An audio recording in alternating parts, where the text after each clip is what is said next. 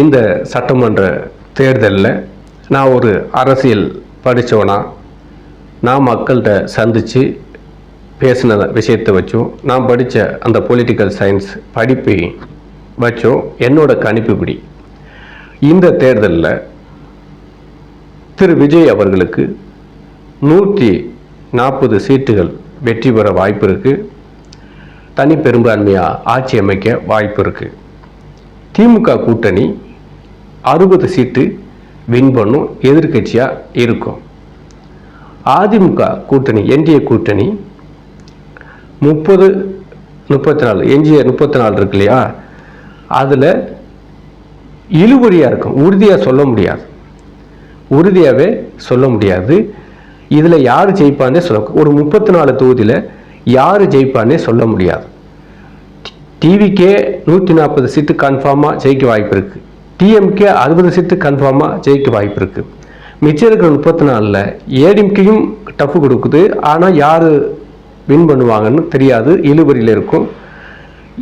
அதில் கூட ஏடிஎம்கே இரட்டையில் ஜெயிக்குமா அப்படிங்கிற மாதிரி நம்ம கேள்வி கேட்டாலும் அதை சொல்ல முடியாத சூழல் இருக்குது. சொல்ல முடியாது. அந்த மாதிரி ஒரு இழுபறியில் அது இருக்குது. அந்த இழுபறியில் அந்த 34ல் 4 தொகுதியில் சசிகலா ஆதரவு வேட்பாளர்கள், அதாவது சாத்தூர், முதுகுளத்தூர், அப்புறம் திருமங்கலம், நாங்குநேரி, இந்த தொகுதிகளில் இவங்களும் அந்த களத்துக்குள்ளே வர்றாங்க.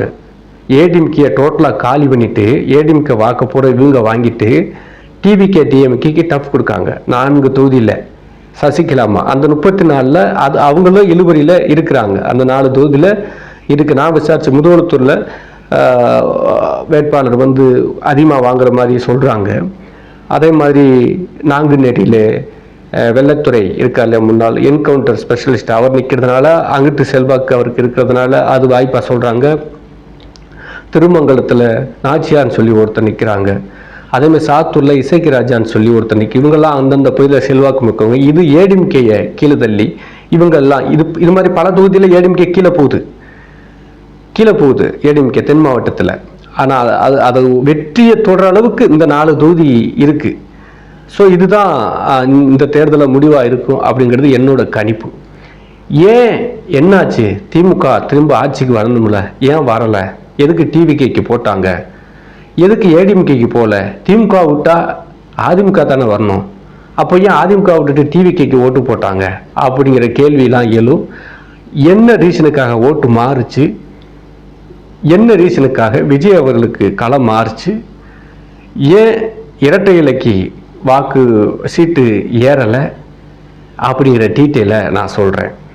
அதாவது தமிழ்நாட்டு அரசியலில் ஜெயலலிதா அம்மையார் கலைஞர் இறந்த பிறகு ஒரு 8, 9, 10 வருஷம் ஆயிடுச்சு. கணக்குப்படி பார்த்தோமா கிட்டத்தட்ட 10 வருஷம் ஆயிடுச்சு. அப்போது தமிழ்நாட்டில் அவங்களுக்கு நிகரான ஆளுமைகள் கிடையாது, அதுதான் உண்மை. அப்படி இல்லாத பட்சத்தில் எடப்பாடி பழனிசாமி ஐயா அவரும் ஸ்டாலின் தான் போட்டி அப்படிங்கிற நிலைமை தான் இருந்தது. சீமான் தனித்து நின்றதுனால அந்த ஓட்டு வாங்க முடியல. இதில் அதிமுக பிளவுபட்டுருச்சு, எல்லாருக்கும் தெரியும். டிடிவி தினகரன் வாக்கு பிரிச்சாது 2021. அவர் பிரித்ததுனால அதிமுக படுதோல்வி ஆயிடுச்சு, தோற்று ஆட்சியை இழந்துருச்சு. ஸ்டாலின் ஐயா ஈஸியாக ஜெயிச்சிட்டார். 2021 நல்லா கவனிக்கிறது. 2021 அதிமுகவுக்கு மாற்று ஐயா ஸ்டாலின் வரணும்னு சொல்லி மக்கள் விரும்பி ஐயாவுக்கு ஓட்டு போடலை. நல்லா கவனிக்கணும். ஜெயலலிதா அம்மா வேணான்னா கலைஞர் வேணான்னா ஜெயலலிதா அம்மாங்கிற ஒன்று இருந்துச்சுல, அது இல்லை இப்போ அந்த 2021. ஏன்னா கலைஞர் அளவுக்கு ஐயா ஸ்டாலின் அவர்கள் வேலிபுவன தலைவர் கிடையாது. அவற்றை உள்ள பவர், பேச்சு திறமையோ அவற்றை உள்ள சாணக்கியத்தனமோ இவற்றை கிடையாது. மக்களும் இவரை நம்பலை.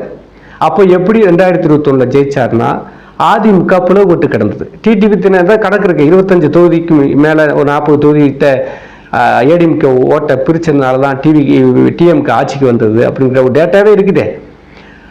அப்போ அந்த கட்சி பிளவு தான் ஸ்டாலின் ஐயா ஆட்சிக்கு வந்தார தவிர ஸ்டாலின் ஐயா தான் முதலமைச்சராக வரணும்னு சொல்லி யாரும் விரும்பலை. வேற தலைவர்கள் இல்லை.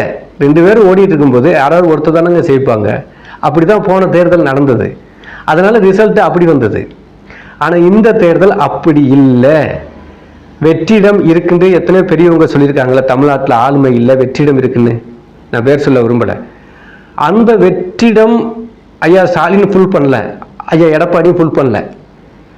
அப்போ அது யார் தான் ஃபுல் பண்ணுறது அப்படிங்கிற போது அந்த கலைஞர், ஜெயலலிதா அம்மா, எம்ஜிஆர், அண்ணா மாதிரி ஒரு மாசு தலைவர் தமிழ்நாட்டில் இல்லாமல் தள்ளாடி கொண்டு இருக்கும் போது தான் விஜய் வந்தார். விஜயகாந்த் ஐயா இப்போ வந்திருந்தா அது வேற மாதிரி மாறி இருக்கும். ஜெயலலிதா அம்மா, கலைஞர் ஐயா இருக்கும்போது விஜயகாந்த் ஐயா வந்ததுனால பெருசு அவரால் இது பண்ண முடியல. ஏன்னா ரெண்டுமே பெரும் தலைகள்.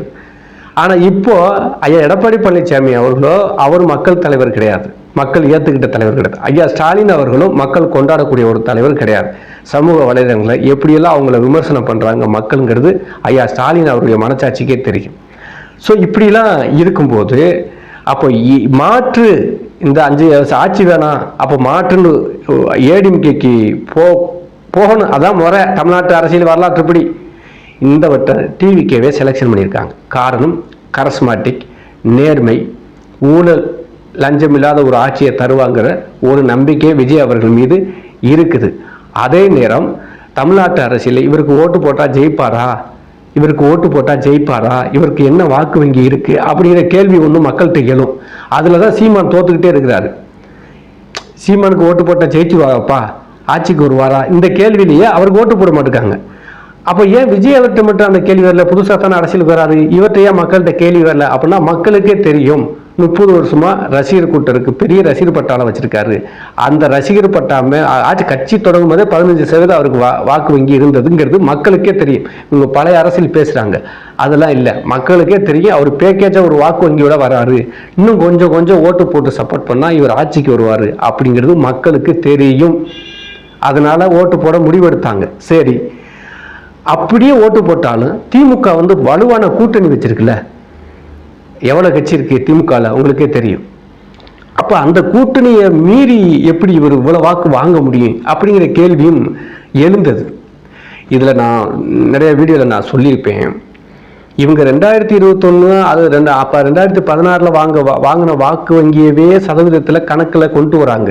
கருத்து கணிப்பு நடத்துறவங்க, பத்திரிகையாளர் பேசுறவங்க எல்லாம் 2016 விஜய் ரசிகர்கள் அதிமுகவுக்கு ஓட்டு போட்டிருக்காங்க, திமுகவுக்கு ஓட்டு போட்டிருக்காங்க. 2021 விஜய் ரசிகர்கள் அவங்க குடும்பம் அதிமுகவுக்கு ஓட்டு போட்டிருக்கு, திமுகவுக்கு ஓட்டு போட்டிருக்கு. அப்ப விஜய் ரசிகரோட குடும்பத்தோட வாக்கு வங்கி சேர்ந்து தான் அதிமுக வாக்கு வங்கி திமுக வாக்கு வங்கியில கலந்துருக்கு. இப்ப விஜய் அவர்கள் தனி கட்சி ஆரம்பிச்சதுனால விஜய் ரசிகர்கள் குடும்பம் அப்படியே தாபாக்காக்கு ஓட்டு போட்டுருது. அப்போ அதிமுகவோட வாக்கு வங்கி குறையுது, திமுகவோட வாக்கு வங்கி குறையுது. இப்போ 3 கட்சியோட வாக்கு வங்கி சமமாகுது. இதை நல்லா புரிஞ்சுக்குங்க தயவு செஞ்சு. அது தப்பா சொல்றாங்க எல்லாருமே. அப்ப விஜய் அவர்கிட்ட இருக்கிற வாக்கு வங்கி என்ன வெளிநாட்டுல இருந்தா வந்துச்சு? அந்தமான் நிக்கோபார் தீவுல இருந்து வந்தாங்களா? அவங்க தமிழ்நாட்டில் தான் இருந்தாங்க. போன தேர்தலில் வேற வேற கட்சிக்கு ஓட்டு போட்டவங்க அப்படியே தாவேக்கு இப்போ ஓட்டு போடும்போது அந்த மாற்று கட்சிகளுடைய வாக்கு வங்கி கூட குறையும்ல. அப்படித்தான் குறைஞ்சிருச்சு எல்லா கட்சியுமே. நான் சொல்றது டிஎம்கேயோட வாக்கு வங்கி குறைஞ்சிருச்சு, ஏடிஎம்கே வாக்கு வங்கி குறைஞ்சிருச்சு, விடுதலை சிறுத்தைகள் வாக்கு வங்கி, காங்கிரஸ் வாக்கு வங்கி, பிஜேபி தான் இல்லை. ஏன்னா பிஜேபியில் ஆரம்பத்திலிருந்து விஜய் ரசிகர்கள் பிஜேபிக்கு ஓட்டு போடலை. நாம் தமிழர் கட்சியில் உள்ள வாக்கு வங்கி சரிஞ்சிருச்சு. இப்போ எல்லா வாக்கு வங்கி சரியும் போது இவர் வாக்கு வங்கி கூடும்ல. ஒரு 5 கிளாஸ் 5 கிளாஸ்ல தண்ணி இருக்குது. நான் ஒரு 1/4 கிளாஸ் தான் வச்சிருக்கேன். இவர் விஜய் 1/4 கிளாஸ் வச்சுங்களேன். அங்க 4 கிளாஸ் இருக்குது. அப்போ 4 கிளாஸ் முழுமையா இருக்குன்னு வச்சுங்களேன். நான் முதல் கிளாஸ்ல இருந்து ஒரு 1/4 லிட்டரு, அடுத்த கிளாஸ்ல இருந்து ஒரு 1/4 லிட்டரு, இன்னொரு கிளாஸ்ல இருந்து 1/4, எல்லாத்தையும் எடுத்துட்டேன்னா இந்த விஜய் டம்ளர் ஃபுல்லாயிரும்ல, அந்த டம்ளர் குறையும்ல. பச்சை பிள்ளை கூட புரியாத அந்த கணக்கு. அதைத்தான் கருத்து கணிப்பில் போட்ட விடுறாங்க. விஜய் அவர்களுக்கு இவங்க இந்த புது வாக்காளர்கள் மட்டுமே கணக்கில் வச்சே பேசிட்டு இருக்காங்க. ஏற்கனவே மாற்று கட்சியில ஓட்டு போட்டிருக்காங்க. ஏன் ஒரு தடவை ஜெயலலிதா அம்மாவுக்கு ஆதரவா ஒரு தடவை விஜய் ரசிகர்கள் அந்த ப்ளூ கலர் கொடி ஒன்று இன்னும் ஞாபகம் இருக்கு, பிரச்சாரத்துக்கே போயிருக்காங்க. அப்ப அந்த வாக்கு வங்கி விஜய் ரசிகர் வாக்கு வங்கி சேர்ந்து தானே ஏடிஎம்கே வாக்கு வங்கியா இருந்திருக்கு, திமுக வாக்கு வங்கியா இருந்திருக்கு. அவங்க எல்லாரும் கும்பல் அங்க வரும்போது அந்த வாக்கு வங்கி குறையும்ல. அப்படி எல்லா கட்சியோட வாக்கு வங்கியும் சிதைச்சு தாவேக்கா இங்க வந்து ஈக்குவல் ஆயிடுச்சு. இது ஒரு காரணம். தாவேக்கா ஆட்சிக்கு வருது அப்படிங்கிறதுக்கான பாயிண்ட்ஸ் நான் சொல்றேன். அவ்வளவு பெரிய கூட்டணி இருக்கு, அதெல்லாம் சிதைச்சு எப்படி இவர் வந்து ஆட்சிக்கு வருவாருன்னு கேட்குறாங்களோ அதுக்கு நான் சொல்றேன். அப்போ அந்தந்த கட்சி வாக்குகளை பிரிச்சுட்டாரு. இன்னொன்று என்ன ஆயிடுச்சுன்னா, பிரிச்சதுனால மற்ற கட்சிகளோட வாக்கு சதவீதம் ஆட்டோமேட்டிக்காக குறைஞ்சிருச்சு. இன்னொன்று மெயினாக தமிழ்நாட்டில் பிஜேபியோட எதிர்ப்பு அப்படின்னால இஸ்லாமியர்கள், கிறிஸ்தவர்கள், சிறுபான்மை மக்கள் வந்து பிஜேபி இருக்கிற கூட்டணியில் வந்து ஆதரவு தெரிவிக்க மாட்டாங்க. அதனால ஐயா எடப்பாடி பழனிசாமி பிஜேபியோட கூட்டணி வச்சதுனால பிஜேபி பேச்சை தான் கேட்கிறாருன்னு சொல்லிட்டு இஸ்லாமிய ஓட்டுகளும் கிறிஸ்தவ ஓட்டுகளும் ஐயா ஸ்டாலினுக்கு விழுந்தது 2021 தேர்தலில். சரி, இவர் தான் பிஜேபி எதிர்பார்க்காரு அப்படின்னு, ஏன்னா வேற கட்சி இல்லை, அதனால அவருக்கு போட்டாங்க. இந்த வட்டம் விஜய் வந்துட்டாரு. அப்போ விஜய் வரும்போது விஜய் என்ன பேசுறாரு, ஆரம்பத்திலிருந்தே பேசுறாரு, பிஜேபி கொள்கை எதிரி, திமுக அரசியல் எதிரி, பிஜேபிக்கும் திமுகவுக்கும் ரகசியமாக ஒரு கூட்டு இருக்குது, கடைசி பிரச்சாரத்தில் கூட பேசினார்ல. ஸோ இந்த டவுட் வந்து கிறிஸ்துவர்களுக்கும் இருக்குது, இஸ்லாமியர்களுக்கும் இருக்குது. திமுகவை நம்பலாமா? அவங்க பிஜேபி கூட ரகசியமாக கூட்டணி வச்சிருக்கதான் சரி. எடப்பாடி பழனிசாமி வெளிப்படையாக கூட்டணி வச்சாரு. ஆனால் பிஜேபி கூட இவங்க ரகசிய கூட்டணி வச்சிருக்காங்கன்னு சொல்லி விஜயோட பேசினாரு. அதே நேரம் அந்த மக்களும் அதை டவுட் போடுறாங்க, திமுகவை நம்ப மாட்டேங்கிறாங்க. அப்போ திமுகவுக்கு விழக்கூடிய இஸ்லாமிய வாக்கு, கிறிஸ்தவ வாக்கு டோட்டலா டிவிகேக்கு விழுந்துருச்சு. இப்போ மறுபடியும் 2வது பாயிண்ட்லயும் திமுக அடிபடுதா? அது ஏடிஎம்கேக்கு டோட்டலா இல்லை. அது வெளிப்படையா பிஜேபியோட கூட்டணி வைக்கிறதுனால இஸ்லாமியில கிறிஸ்டின் ஓட்டு போட மாட்டாங்க. அது ஆட்டோமேட்டிக்காவே படுத்துருச்சு. அதை உள்ள கொண்டு வரக்கூடாது. நான் இதுதானே மெயினா இருக்கு இப்போ ஆளுங்கட்சி. அப்போ ஆட்டோமேட்டிக்கா சிறுபான்மை வாக்கு போச்சு. சரி, இளைஞர்கள் வாக்கு இருக்குல்ல, இளைஞர் வாக்கு ஏதாவது இந்த வட்டம் டிஎம்கேக்கு போக வாய்ப்பு இருக்கா? இளைஞர் வாக்கு எப்படி போகும்? என்ன கவர்ந்தாங்க? இளைஞர் கூட விஜய் பக்கம் இருக்கிறாங்க. இப்போ இந்த வாக்கும் விஜய் அவர்களுக்கு வந்துருது. பெண்கள் வாக்கு இந்த பக்கம் வந்துருது. அதே மாதிரி இப்போ சென்னை போன்ற பெரிய மாநகரங்களில் செவிலியர்கள் போராட்டம், அண்ணா நகர் யூனிவர்சிட்டியில் பாலியல் பலாத்காரம் பண்ண விஷயங்கள்லாம் ரொம்ப இஷ்யூ ஆனது, பெரிய பிரச்சனையாயினது, மக்கள்கிட்ட போய் சேர்ந்துருச்சு. அது அந்த பிரச்சனை தமிழ்நாடு முழுக்க போதைப்பொருள் கலாச்சாரம்ங்கிறதுலாம் மக்கள்கிட்ட போய் சேர்ந்துருச்சு. இது வந்து திமுக ஆளுங்கட்சிக்கு எதிராக மக்கள் இருந்ததுக்கான காரணங்கள் இதெல்லாம் இருந்துச்சு அப்படிங்கிற ஒரு விஷயம்லாம் இருக்கு. அப்போ ஆசிரியர் போராட்டம், இப்படி எத்தனை போராட்டம் நடந்தது, சாலை பணியாளர்கள் போராட்டம், இதெல்லாம் நடந்தது. அவங்கெல்லாம் யாருக்கு ஓட்டு போடுவாங்க? ஐயா எடப்பாடி பழனிசாமி ஏற்கனவே இருந்தார், ஒன்றும் செய்யலை, அவர் வந்து ஸ்டடியான தலைவராக இல்லை அப்படின்ட்டு மக்கள் உணர்றதுனால அப்போ ஒரு வாட்டி விஜய் அவர்களுக்கு மாற்று சக்தியா இவருக்கு போட்டு பார்ப்போம் அப்படின்னு சொல்லிட்டு எல்லாரும் போட்டிருக்காங்க. ஏன் டிஎம்கேயை டாமினேட் பண்ணி விஜய் ஜெயிக்க போறாரு, ஆட்சிக்கு வர போறாரு அப்படிங்கிறது ரீசன் சொல்ல, எப்படி வாக்கு சதவீதம் 40 வந்திருக்கும் அப்படிங்கிறதுக்காக நான் சொல்றேன். ஸோ இந்த விஷயமெல்லாம் விஜய் அவர்களுக்கு சாதகமாக மாறிடுச்சு. அதே நேரம் தமிழ்நாடு அரசியலில் குடும்பத்தில் எல்லா சின்ன பசங்க எல்லாருமே வந்து இவங்களுக்கு தான் ஓட்டு போடணும்னு சொல்லி யாரும் கம்பல் பண்ணதே இல்லை. பிள்ளைகளுக்காக பேரனுக்காக ஓட்டு போடணும் தாத்தாக்கமாராவும், பிள்ளைக்காக ஓட்டு போடணும் தாய் தாப்புன்னு சொல்கிற உலக அரசியல் வரலாறு இங்கே தான். அப்போது ஒரு குழந்தை கூட அந்த வீட்டில் உள்ளவங்களுக்கு ஓட்டு போட வச்சுருக்குது. ஒரு டிவிகே ரசிகர் அந்த குடும்பத்தோட 8 ஓட்டு 10 ஓட்டுன்னு போட வச்சிருக்கு. நான் ஒருத்தர்கிட்ட பேசுகிறேன், ஒரு கம்பெனியில் 30 பேர் வேலை பார்க்குறாங்க. ஒரு கம்பெனியில் 30 பேர் குடும்பமும் டிவிக்கு கிட்ட ஓட்டு போடுறா பேசியிருக்கோம்னு சொல்லியிருக்காங்க. இந்த மாதிரி எத்தனை கம்பெனியில் முடிவெடுத்திருக்காங்க தெரியுமா? இப்படி பலதரப்பட்ட தரப்பும் ஒரு விஜய் அலை மக்களிடம் இருந்தது உண்மை, அது அப்படியே டிவிகே பக்கம் சாஞ்சிருக்கு. அதனால தான் டிஎம்கேயை டாமினேட் பண்ணி டிவிகே வந்து 140 சீட்டு வின் பண்ணக்கூடிய வாய்ப்பு இருக்குது. இன்னொன்று என்னென்னா, தலித்து ஓட்டுகள் எல்லாம் திமுகவுக்கு தான் எப்பவும் விழும். உண்மைதான், அது சென்னையை சுற்றி புறநகர் பகுதியெல்லாம் விழும். அதனால தான் விடுதலை சிறுத்தைகளை வந்து அவங்க கூட்டணியில் சேர்த்துப்பாங்க. ஆனால் இந்த வட்டம் அந்த ஓட்டுமே விஜய் அவர்களுக்கு தான் விழுந்திருக்குது. ஏன்னா விஜய் ரசிகர்கள் அதிகமான பேர் எண்ணிக்கையில் புறநகர் பகுதியில் விஜய் ரசிகர்கள் அதிகம், எண்ணிக்கையில் அதிகம். அவங்க குடும்பம் ஃபுல்லாகவே விஜய் அவர்களுக்கு தான் ஓட்டு போட்டிருக்கு. அப்போது திமுகவுக்கு சாதகமாக விழக்கூடிய வாக்குகள் எல்லாமே டிவிகேக்கு தானே விழுந்திருக்குது. அங்கே டிஎம்கேக்கு எங்கே இருக்கு வாக்கு? 25% தான் வாங்கும் இந்த தேர்தலில் டிஎம்கே. நீங்கள் எழுதி வச்சுக்கோங்க, 25% தான் வாங்கும். ஏடிஎம்கே அது எதுவுமே வாங்க. நான் 15% தான் அது இருக்கு. நான் தான் சொல்லலை, கொங்கு மண்டலத்தில் 15%, தென் மாவட்டத்தில் 8%, வட மாவட்டங்களில் 12% தான் வாங்கும். பல தொகுதியில் டெபாசிட்டியில் கூட வாய்ப்பு இருக்குது. நான் சொன்னல ஒரு 4 தொகுதி சொன்னல, சசிகலாமா அந்த மாதிரி வேட்பாளர்கள் நிறையா இருக்காங்க. அந்த தொகுதியெல்லாம் ஏடிஎம்க்கு வந்து டெபாசிட்டி எழக்கூடிய வாய்ப்புலாம் இருக்குது. ஸோ இப்படி இருக்கும்போது இது வந்து டிஎம்கேக்கு தாண்டதுக்கு அங்கே என்ன மைனஸ் இருக்குது, அங்கேருந்து எப்படி ஓட்டு டிவிகேக்கு ட்ரான்ஸ்ஃபர் ஆச்சுங்கிற நான் சொன்னேன். ஏடிஎம்கே அப்போ ஏடிஎம்கே ஏன் மக்கள் செலெக்ஷன் பண்ணலை அப்படிங்கிறப்போ, ஐயா எடப்பாடி பழனிசாமி அவர்கள் ஃபெயிலியர் லீடர் ஆகிட்டார். 10 தேர்தலில் தோத்துட்டாரு. அவரை மறந்துட்டாங்க. நீங்கள் சொன்னால் நம்ப மாட்டீங்க. இப்போ உள்ள இளம் வாக்காளர்களுக்கு, புதிய வாக்காளர்களுக்கு ஐயா எடப்பாடி பழனிசாமினா யாருன்னே தெரியாது. சீரியஸாக நான் கூட கேட்டு பார்த்தேன். ஓட்டு போட்டாங்க நம்ம பொண்ணு, யார் எடப்பாடிக்கு ஓட்டு போட்டியா, நீ ஒரு ஸ்டாலின் ஐயா கூட விஜய்க்கு போட்டேன். அப்போ எடப்பாடினா யாருன்னு கேட்குது. எப்படி அப்போ என்ன முன்னாள் முதல்வர் அவர். ஆனால் அந்த புதிய வாக்காளர்கள் 40 அப்போ எவ்வளோ 14% பேர் இருக்கான். அப்போ அவர் அரசியல் களத்தில் ஐயா இல்லை. ஏன்னா அவர் ஆட்சிக்கு வந்து 8 வருஷம் ஆச்சு இல்லைங்க. இப்போ என்னாச்சு, ஒரு போன தேர்தல் முடிஞ்சு எவ்வளோ நாள் ஆச்சு?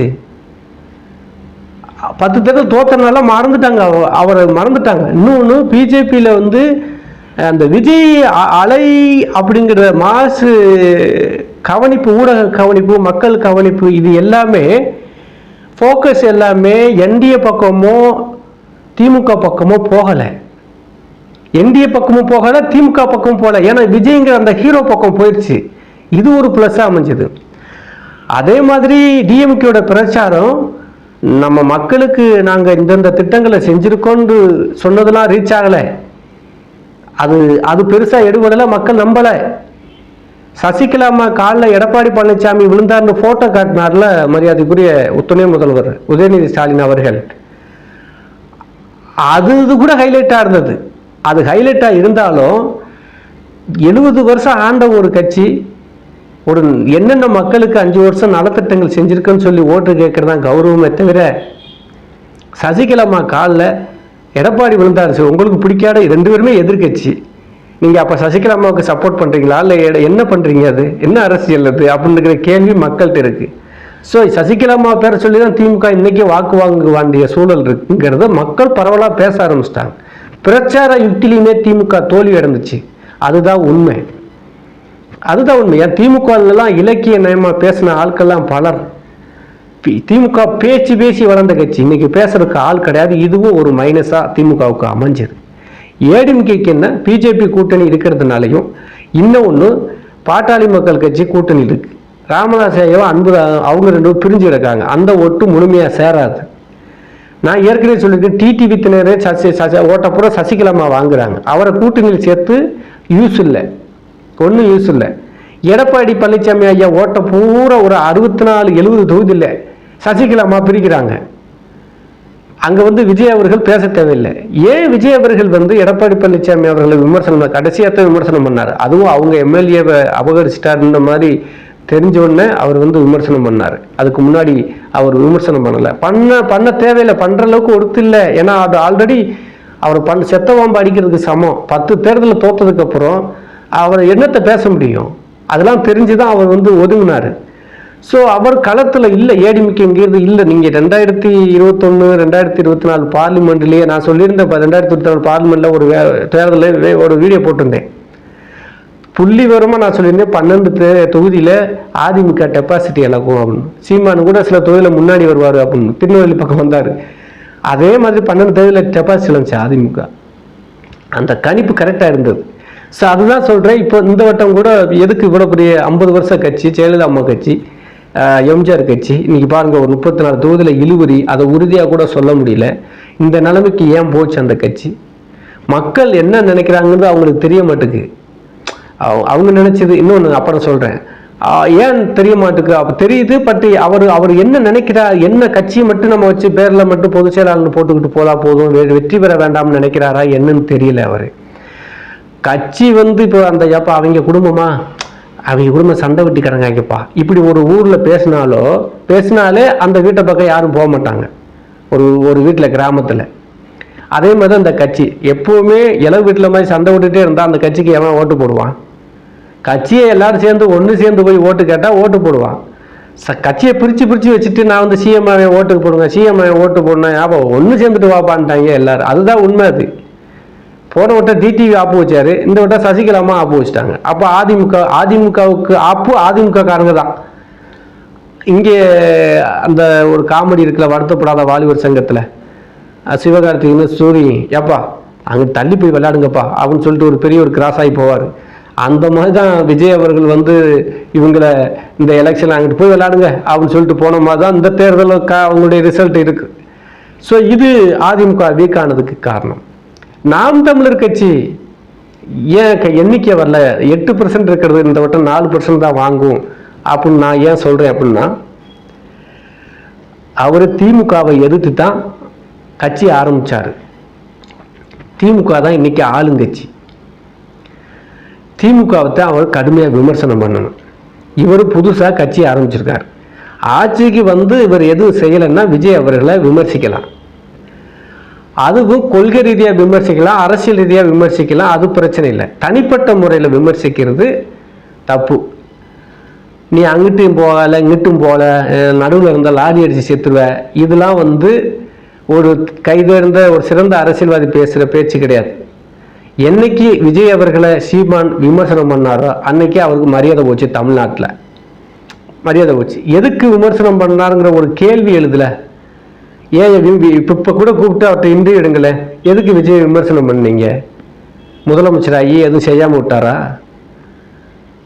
உங்களுக்கு உங்கள் பிரச்சனை தீர்க்க, உங்களுக்கு கச்சத்தீவை மீட்கிறதுக்கு பிஜேபி இருக்கு. பிஜேபிகிட்ட போய் சண்டை போடுங்க, கச்சத்தீவை மீட்க சொல்லி. என்ன பேச்சு மேடையில்? சீமான் அவருடைய மைனஸ் என்ன தெரியுமா? மேடையில் பேசுறது தான் அவர் வேலை. மேடையில் பேசுவார், பேசுறத கேட்கலாம், ரொம்ப அழகா இருக்கும், கைதட்டலாம், அழகான தமிழ் பேசுவார், அழகான வரலாறு பேசுவார்.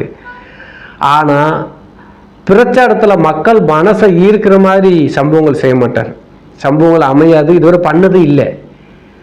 ஆனால் விஜய் பல விஷயம் பண்ணியிருக்கிறாரு. நான் உங்களுக்கு அந்த இது போட்டிருக்கேனே, நிறையா கல்யாண கோலத்தோட ஆசீர்வாதம் வாங்கினது, பாண்டிமுனி ஃபோட்டோவை அவர் காட்டின உடனே அதை வாங்கி கும்பிட்டு போட்டு போஸ்ட் கொடுத்தது, அஜித் விஜய் இருவர் இருக்கிற ஃபோட்டோவை எடுத்து போஸ்ட் கொடுத்தது, இதெல்லாம் உணர்வு சம்பந்தமானது. மக்கள் மனசை டச் பண்ணுறவன் தான் தலைவர். அதை விஜய் அவர்கள் செஞ்சார். எமோஷனால விஜயம் பண்ண, மக்களுக்கும் தலைவருக்கான எமோஷனல் விஷயம் தான் ஈர்க்கப்பட்டு ஓட்டா மாறும். அதை 15 வருஷமா சீமான் செய்யலை.